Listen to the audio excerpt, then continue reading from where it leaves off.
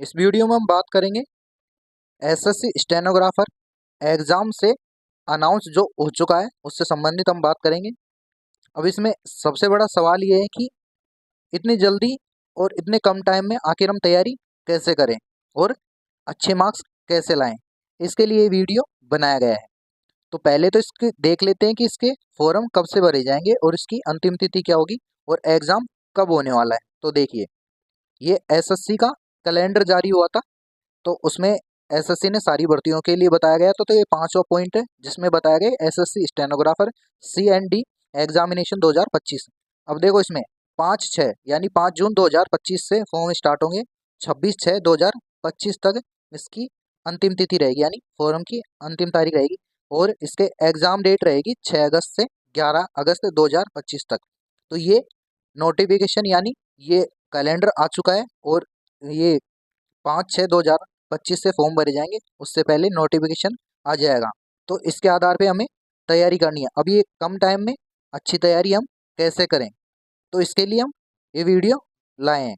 तो देखिए, देखो पहले तो इसका सिलेबस चेक कर लेते हैं। देखो, इसमें 200 क्वेश्चन आएंगे। इसमें रीजनिंग के 50 क्वेश्चन होंगे, जीके यानी जनरल अवेयरनेस के 50 होंगे और इंग्लिश के 100 क्वेश्चन होंगे। तो सबसे बड़ा पोर्शन हमारा इंग्लिश का है। अब सबसे बड़ी बात आती है कि एग्ज़ाम में कम टाइम में कैसे अच्छे नंबर लाएं। तो इसके लिए देखो, पहले तो हमें ये पता लगाना होगा कि सबसे ज़्यादा मार्क्स किस टॉपिक से आ सकते हैं, यानी किस टॉपिक में ज़्यादा वेटेज है क्वेश्चंस का, और कितने क्वेश्चन इस टॉपिक से आते हैं, चाहे वो इंग्लिश की बात करें, चाहे रीजनिंग की बात करें, या फिर जीके की बात करें। ठीक है, तो हमें इस तरह पढ़ना होगा कि कम टाइम में ज़्यादा मार्क्स प्राप्त हो सके। पहले बात करते हैं हम इंग्लिश की। इंग्लिश में 100 क्वेश्चन आएंगे। उसके लिए हमने ये तैयार करा है स्ट्रक्चर। देखो, वॉइस के हर बार पेपर में 10 क्वेश्चन आते हैं, नरेशन के हमारे 10 क्वेश्चन आते हैं, एरर के 10 क्वेश्चन आते हैं, सेंटेंस इंप्रूवमेंट के 10 क्वेश्चन आते हैं, सिनोनिम्स और एंटोनिम्स के 10 क्वेश्चन आते हैं, इडियम फ्रेजेस के 5 आते हैं, और ब्लैंक्स आते हैं जो 5 आते हैं, PQRS जिसे पैराजम्बल्स कहते हैं, ये 5 आते हैं, और क्लोज टेस्ट के 20 क्वेश्चन आते हैं, और कंपेरिजन पैसेज के 15 क्वेश्चन आते हैं। ठीक है, तो इसके आधार पे हमें तैयारी करनी होगी। अब पहले सबसे पहले हमें पता लगाना होगा कि सबसे ज़्यादा वेटेज किसका है। जैसे वॉइस के 10 क्वेश्चन फिक्स है कि हर बार आएंगे और सबसे इजी टॉपिक है, तो वॉइस और नरेशन पहले करें। और एरर है तो एरर के क्वेश्चन करें, इम्प्रूवमेंट के इनके करें। ठीक है, और पैसेज के कर ले। इस तरह से अच्छे मार्क्स प्राप्त किए जा सकते हैं। ठीक है, इसके लिए अब आगे बात करें, जैसे जीके की बात करें तो जीके में स्टैटिक जीके आती है। अब इसमें ये जैसे भारत का इतिहास है, पॉलिटी है, भूगोल है, इकोनॉमिक है, ये करंट से आते हैं इसके क्वेश्चन। साइंस है, करंट अफेयर है, करंट अफेयर का ज़्यादा पार्ट आता है। ठीक है, तो इसमें स्टैटिक जीके के देखो यहाँ से देख लेते हैं कि कैसे क्वेश्चन आएंगे। जैसे भारत के राज्यों के नाम देख लो कि भारत के राज्य कौन कौन से हैं। ठीक है, उसका एक छोटा सा वीडियो देख ले। राजधानियाँ क्या है उन राज्यों की। ठीक है, और प्रतीक चिन्ह क्या है, जैसे राष्ट्रीय पक्षी क्या है, पशु क्या है, फूल क्या है, राष्ट्रीय ज्ञान क्या है। ठीक है, प्रमुख त्योहार का एक वीडियो देख ले कि कौन कौन से त्योहार मनाए जाते हैं। ठीक है, महत्वपूर्ण दिवस है। ठीक है, और प्रसिद्ध व्यक्ति कौन है। ठीक है, पहली बार यानी कौन सा फर्स्ट टाइम में कौन सी क्या चीज़ बनी, या किस चीज़ का अनावरण हुआ, वो क्वेश्चन आ सकता है। भारत के राष्ट्रीय एवं अंतर्राष्ट्रीय संगठन, इनके बारे में पढ़ लीजिए। खेल खिलाड़ी, सबसे ज़्यादा क्वेश्चन ये खेल खिलाड़ियों से आते हैं, तो इसका वीडियो बार बार देखें। और करंट मंथली अभी से ही पढ़ना स्टार्ट करें। और अंतर्राष्ट्रीय संस्थाएं जैसे UNO, IMF, वर्ल्ड बैंक आदि, इनमें से मतलब क्वेश्चन आते ही आते हैं, तो इनको ज़्यादा से ज़्यादा पढ़ें। ठीक है, और कोशिश करें कि PYQs आते हैं उनको हम पढ़ें। ठीक है, अब रीजनिंग है। रीजनिंग में बात कर लेते हैं। जैसे इसके अंदर आ गया, जैसे देख लेते हैं, जजमेंट वाले क्वेश्चन हो गए, दृश्य स्मृति का हो गया, सीरीज का हो गया, कोडिंग डिकोडिंग का हो गया।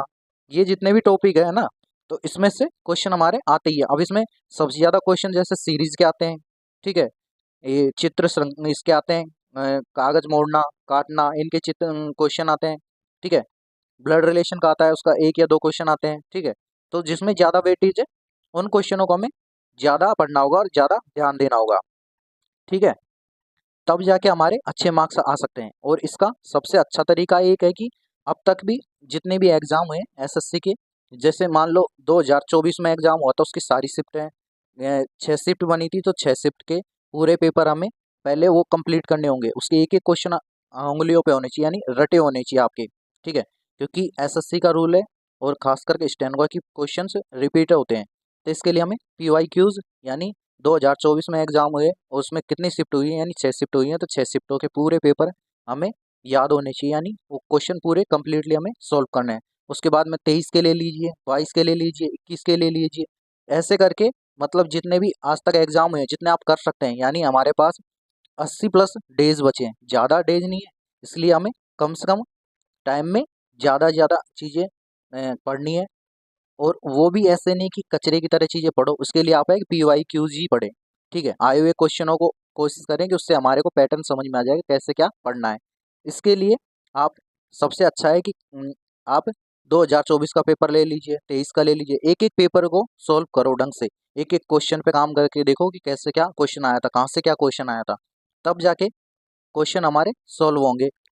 अब देखो कैसे पढ़ना है। देखो ये लास्ट ईयर आया हुआ यानी सीओडी का एग्जाम 2024 में हुआ था, ये 10/12/2024 को पेपर हुआ था, उसका ये पेपर है, ऑफिशियल पेपर है, ठीक है। इसकी पीडीएफ मैं आपको ग्रुप में डाल दूंगा, ठीक है। टेलीग्राम ग्रुप से आप ये सारे पेपर डाउनलोड कर लीजिए, जैसे 24 के हैं, ठीक है। फिर उसके बाद 23 के हैं, 22 के हैं, इस तरह से आप इनको पढ़ना स्टार्ट कीजिए। जैसे ये टॉपिक है, ठीक है, अभी श्रृंखला का आता है, तो इसमें ये वाले क्वेश्चन ज़्यादा आते हैं, जैसे पेपर मोड़ना, इसके क्वेश्चन आए थे, ठीक है। इनके वेटेज देखें, आप सबसे पहले पता लगाएं कि इसमें क्वेश्चन सबसे ज़्यादा कहाँ से आए। जैसे इंग्लिश का मैंने बताया, वैसे जीके का बताया, तो रीजनिंग का आप एक बार खुद स्वयं आकलन कीजिए और पता लगाएं। जैसे ये रेड क्रॉस और ये वाला क्वेश्चन, ये इस टाइप के क्वेश्चन मैथ से भी आते हैं और ये इस तरह से भी आते हैं, तो ये क्वेश्चन सबसे ज़्यादा आते हैं, तो इनका पता लगाएं। जैसे सीटिंग अरेंजमेंट का हो गया, डायरेक्शन का हो गया, ठीक है, वेन आर एक का हो गया, ये क्वेश्चन पता लगाएं कि जैसे चिन्ह चेंज करने के कि प्लस की जगह माइनस कर देंगे तो क्या होगा, इस तरह के क्वेश्चन आए थे। तो इनको एक बार देख लीजिए, अगर आप इनको देखेंगे तो प्रॉपरली तैयारी हो सकेगी। और साथ ही डेली आज से ही रूटीन बना लीजिए, आपको डेली एक टेस्ट अवश्य देना है। किसी का भी टेस्ट ज्वाइन कर सकते हैं, यानी टेस्ट सीरीज ले सकते हैं, यानी जस्ट टेक्स्ट बुक हो गया, ग्रेड अप का हो गया, इनका किसी का भी ले लीजिए, वहाँ से डेली एक टेस्ट देना है। उससे हमारी परीक्षा में बैठने से पहले जो घबराहट होती है वो चीज़ें नहीं होंगी। एग्ज़ाम में कैसे क्या आता है, कितने टाइम में क्या होना है, वो सारी चीज़ें हमें पता लग जाएंगी। इसके लिए आपको ये टेस्ट देना अनिवार्य है। डेली अगर आप टेस्ट देंगे तो आपका प्रॉफिट अवश्य मिलेगा, और इसलिए डेली टेस्ट दीजिए। और रही स्टेनो की बात, कि स्किल टेस्ट जैसे एग्ज़ाम होता है, जिस हिसाब से अगस्त में एग्ज़ाम ले रहा है, तो स्किल भी जल्दी हो सकता है। इसके लिए स्किल की तैयारी भी अभी से ही जारी रखें, ठीक है। तो डेली इसको भी 1 घंटा दीजिए, स्टेनो को भी, कि ताकि प्रॉब्लम नहीं आए। अगर रिटर्न क्लियर हो गया और हमारा स्किल क्लियर नहीं हो रहा है तो कोई मतलब नहीं है इस चीज़ का, ठीक है। तो स्किल भी साथ में पढ़ें, ऐसे नहीं कि हम बाद में कर लेंगे, ऐसा कुछ नहीं है। रोज़ 1-1 घंटा डेली दें, स्टेनो को भी यानी स्किल को भी, तब जाके आपका रिटन एंड स्किल दोनों कंप्लीट होंगे और फाइनल में आपका सिलेक्शन होगा। तो इस वीडियो में आज इतना ही था। इस वीडियो को ज़्यादा से ज़्यादा शेयर करें। Thanks for watching.